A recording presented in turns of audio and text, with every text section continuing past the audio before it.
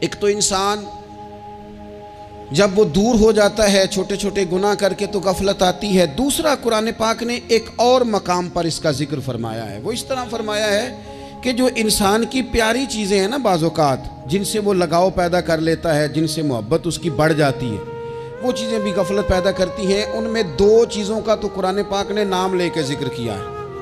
ویسے وہ ڈھیر ساری چیزیں ہیں، ایک دو تین نہیں۔ سیاست بھی بندے کو غافل کرتی ہے، دوستوں کی کثرت بھی بندے کو غافل کرتی ہے، کھیل تماشا بھی غافل کرتا ہے، پیسے زیادہ آنے لگ جائیں تو وہ بھی بندے کو غافل کرتے ہیں، تعریف کرنے والے زیادہ ہو جائیں تو وہ بھی غفلت میں مبتلا کر دیتے ہیں۔ بندہ کسی کرسی پہ بیٹھ جائے تو پھر بھی ادھر ادھر دیکھنے کو تیار نہیں ہوتا۔ یہ ساری چیزیں غافل کرتی ہیں، لیکن دو چیزوں کا نام لیا قرآن پاک نے، فرمایا یا ایھا الذین آمنوا لا تلھکم اموالکم ولا اولادکم عن ذکر اللہ۔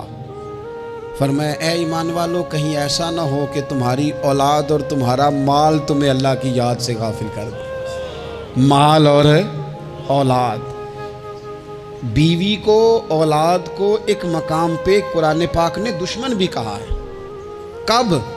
جب یہ تمہیں کہیں کہ حرام کما کے لاؤ، جب یہ تمہیں کہیں کہ ہمیں جس طرح کا مرضی مال دو، جب یہ تمہیں کہیں ناجائز کرو، یہ دشمنی کر رہے ہیں تمہارے ساتھ۔ یہ مال اور اولاد یہ بندے کو غافل کر دیتے ہیں۔ کاروبار کرنا، مال کمانا، بچے پالنا، یہ ایک جز ہے زندگی کا، یہ کل زندگی نہیں۔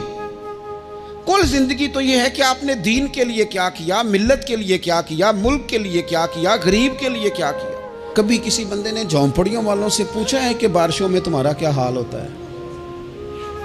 وہ کچی آبادیاں جہاں سے گزر کے ہم اپنے بچوں کو دکھاتے ہیں کہ یہ دیکھو یہ پرانے مکان سارے اسی طرح کے ہوتے تھے۔ کبھی ان لوگوں سے آپ نے پوچھا ہے جو ساری رات چھتوں کے نیچے بالٹیاں رکھ کے وقت گزارتے ہیں کہ چھت ٹپکتی ہے؟ ان سے پوچھا ہے کہ رات بچے سو پائے تھے کہ نہیں؟ اچھا جی بارش ہو رہی ہے تو پھر ہم نے کیا کرنا تھا؟ ہم نے گھر والوں کو پکوڑوں کا آرڈر دینا تھا، وہ وقت پہ دیا۔ یہ کب ہوتا ہے؟ جب قومیں غافل ہو جاتی ہیں مال میں، مزوں میں، اپنی ذاتی زندگی کے پیچ و تاب میں، پھر وہ اتر کر دائیں بائیں دیکھنا پسند نہیں کرتی۔ اللہ فرماتے ہیں مال اور اولاد کہیں تمہیں اللہ سے غافل نہ کر دے، کہیں ایسا نہ کر بیٹھنا کہ تم اس میں الجھ جاؤ پوری طرح اور تمہیں صرف اور صرف اپنے بچے یاد رہ جائیں۔ تجارت کرنی چاہیے، لیکن ہم تجارت نہیں کرتے، بانی تاجر جاتے ہیں، ہر چیز کو تجارت کی نظر سے دیکھتے ہیں۔ ڈاکٹر آپ بنے، لیکن زندگی ساری ہی آپ ڈاکٹر بن کے نہ گزاریں، آپ کے کچھ اور تعلقات بھی ہیں، کچھ اور رشتے بھی، ان پر بھی تھوڑا غور کر لیں۔ غفلتیں تیزی سے آتی ہیں اور وہ آ کر کے ہمارے اوپر حاوی ہو جاتی ہیں۔ جو پرانے لوگ تھے نا، غافل نہیں ہوتے تھے۔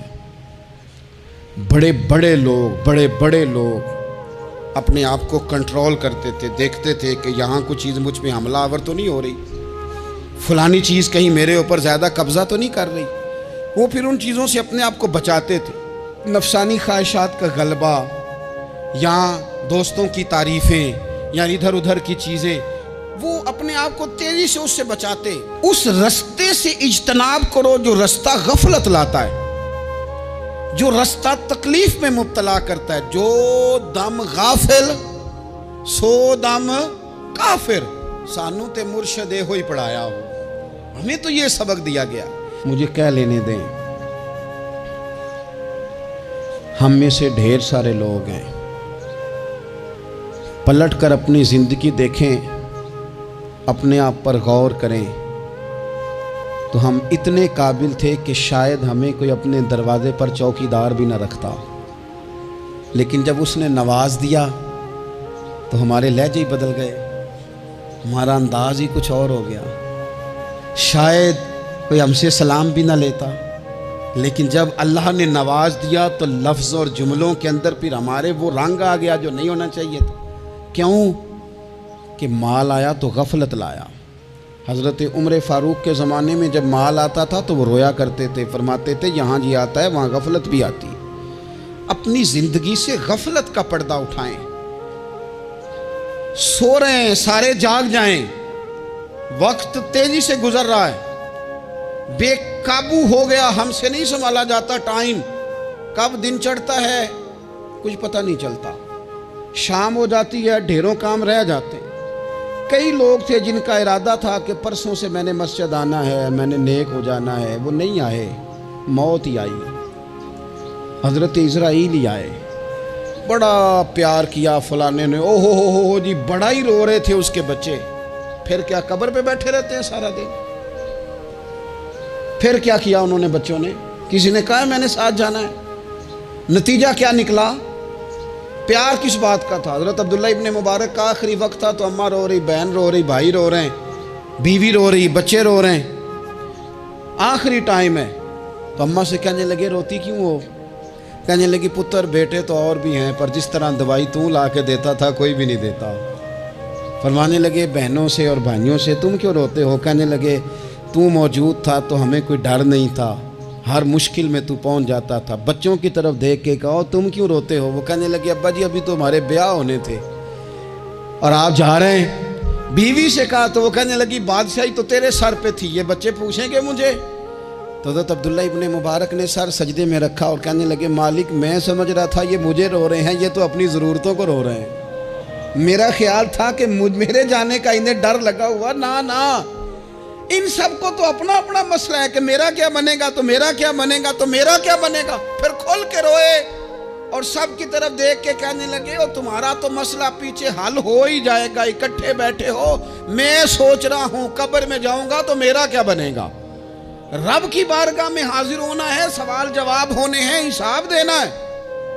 وہ مجھ سے کڑے سوالات پوچھے گا تو جتنا لئی تو پاپ کمائے دس نہ ان کتھے نہیں ہو تیرے کر دے، بلا ان کو تیرے حصے کا حساب۔ میرے عزیز غفلت کی بکل کھول دینی چاہیے، وہ دروازہ بند کریں جہاں سے غفلت آتی ہے۔ خدا را کوئی نہیں، آپ یقین کریں رسمی دعائیں رہ گئی ہیں، رسمی 2 موبائل ہاتھ میں پکڑے ہوتے ہیں، کل کے ٹائم پتر نے 2 موبائل اور 2 موبائل پکڑ کے وہ کہہ رہا ہوتا ہے مولوی صاحب بات دعا 5 منٹ اور لمبی کر دینا، دیگ میں ذرا دیر ہے۔ او تو ادھر بیٹھو، چھوڑ دیگ کو، تیرا تو باپ چلا گیا، رو بیٹھ کے مصلے پہ، مالک سے کہہ اسے معاف کر دے۔ او تو آج ہی افسر بن گیا ہے، تیرے لہجے میں آج ہی کچھ اور آ گیا، تجھے تو 3 دن میں ہر شے بھول گئی، 3 دن میں ہی تو تیسرے دن اس طرح کے لفظ ادا کر رہا ہے کہ جن سے محسوس ہوتا ہے کوئی 2-4 دن بھی کوئی کہیں بیٹھ کے دعا کرتا ہے۔ اپنی غفلت کا دروازہ کھولیں، ورنہ اکثر آنکھیں تب کھلتی ہیں جب آنکھیں بند ہونے کا ٹائم آ جائے۔ ایک بات صرف اپنی زندگی میں طاری کر لیں، اس کو بھولے نہیں کبھی، اپنا حساب خود کریں۔ جس طرح ہم پیسے سارے دوستوں کے ساتھ ساری چیزیں ٹھیک ہیں، لیکن اگر ذاتی پیسے گننے ہوں تو وہ اندر سے لوگ دروازہ بند کر کے اپنے بال بچوں کے ساتھ گنتے ہیں، ان میں لوگوں کی شراکت داری پسند نہیں کرتے، چونکہ ذاتی مسئلہ ہے۔ اور ٹھیک ہے بات بھائی، کسی کا ذاتی مسئلہ ہے، وہ ٹھیک کر رہا ہے جو بھی کر رہا ہے۔ اس طرح جو ہمارے ذاتی معاملات ہیں نا، روحانی معاملات، اپنی نمازوں کا حساب کریں، اپنی گفتگو کا حساب کریں، اپنی سوچوں کا حساب کریں، حلال کھا رہے ہیں حرام کھا رہے ہیں خود حساب کریں، اکیلے بیٹھ کے حساب کریں، جان چھڑائیں تھوڑی دیر موبائل سے، تنہا بیٹھ کے تھوڑی دیر مراقبہ کریں، خدا کی نعمت کتنی ہے، جواب میں شکر ہمارا کتنا، اس کا حساب کریں، اپنا حساب کریں۔ اور حضرت عمر فاروق کا وہ جملہ یاد رکھیں، فرمایا کرتے تھے اپنا حساب کر لو اس سے پہلے کہ تمہارا حساب کیا جائے، یہ نہ ہو کہ پھر رب رسول حساب کریں اور تمہارے لیے مشکل ہو جائے۔